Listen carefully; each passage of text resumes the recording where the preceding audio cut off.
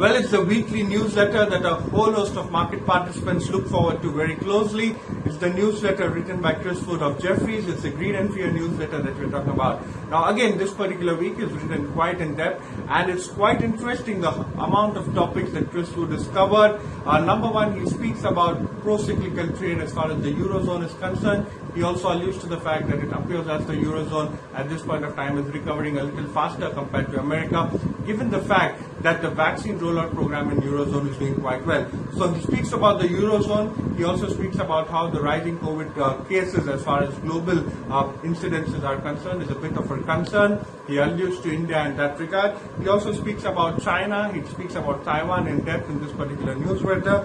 And also what he has spoken about quite in depth is Bitcoin. He's spoken about cryptocurrencies, and he's spoken about how exactly there is quite a lot of misconception when it comes to trading, investing in cryptocurrencies, and the actual end use of cryptocurrencies is concerned.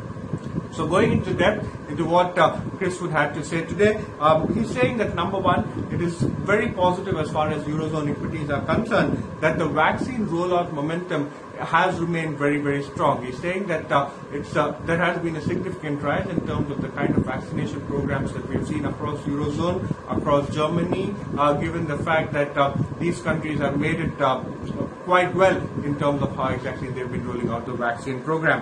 Because of that, he's saying that the pro-cyclical trade, remember, greed and fear ever since the opening up of global economies have been given, and they have clearly been alluding to the fact that the pro-cyclical trade, or trade as far as opening up of the economy is concerned, is where exactly investors need to look at and investors need to put in their money.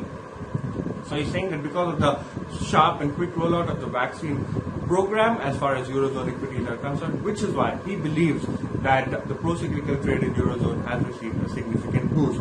Now what he's talking about as far as COVID cases are concerned, he says India, Turkey as well as Brazil are the chief contributors as far as the rise in COVID cases are concerned. He does allude to it. He says that it's a bit of a concern that you've seen such a sharp rise. In fact, the whole host of these countries are actually making new highs daily in terms of the rise as far as COVID cases are concerned. He's saying that when it comes to China, policymakers are quite clear that they want to get Chinese credit growth back in line with the nominal GDP growth.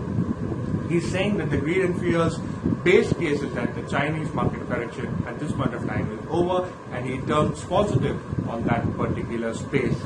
Also, when he's talking about regulatory risks as far as Bitcoin is concerned, he says Bitcoin investing continues to remain quite volatile. In fact, the past week he believes that there has been significant clarity given the fact